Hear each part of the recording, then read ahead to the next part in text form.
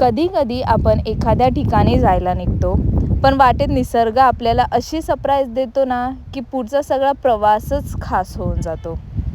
आम्ही निघालो होतो कोकणात आणि वाटेत अचानक आम्हाला दिसला आहे हा सुंदर धबधबा. डोंगराच्या कुशीतून झुळझुळ वाहणारं हे पाणी, आजूबाजूला हिरवंगार निसर्ग आणि त्या पाण्याचा आवाज. खरंच काही क्षणासाठी असं वाटलं की वेळ ना इथेच थांबावी. शहरात राहून आपण रोजच्या धावपळीत इतके व्यस्त असतो ना की निसर्ग किती सुंदर आहे हेच विसरून जातो. पण कोकणात आलं की प्रत्येक वळणावर निसर्ग काहीतरी नवीन दाखवत असतो. हा धबधबा पाहिल्यावर खरं सांगायचं ना तर गाडी थांबवून खाली उतरल्याशिवाय राहवलंच नाही.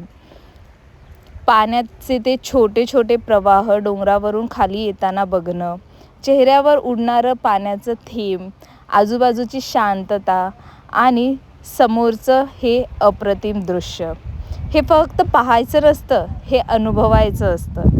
आणि कोकणाची खासियतच अशी आहे, इथे प्रसिद्ध पर्यटन स्थळांपेक्षा रस्त्यात अचानक भेटणारी अशी छोटी छोटी ठिकाणं जास्त मनात घर करून जातात.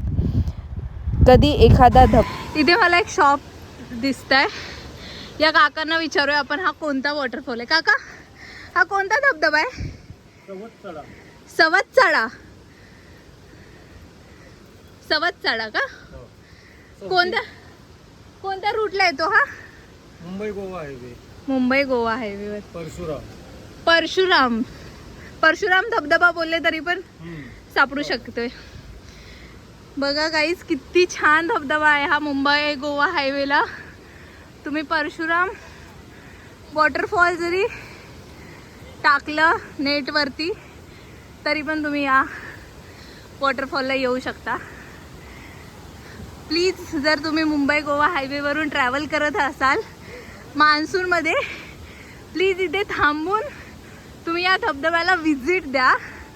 मन एकदम प्रसन्न होतं. किती छान आहे बघा.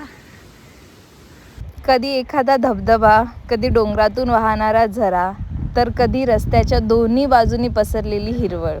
प्रत्येक दृश्य कॅमेऱ्यात कैद करावं असं वाटतं. आणि खरं सांगायचं तर आपण फिरायला जातो हे फक्त ठिकाण पाहण्यासाठी नाही, असे काही क्षण साठवण्यासाठी जातो जे नंतर कितीही वर्षांनी आठवले तरी चेहऱ्यावर हसू आणतात.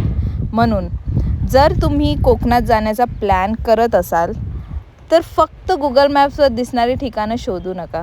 रस्त्यात थांबा, आजूबाजूला बघा आणि निसर्गाला थोडं स्वतःहून तुम्हाला काहीतरी शोधू द्या. कारण कोकणातील खरी मजा कधी डेस्टिनेशनमध्ये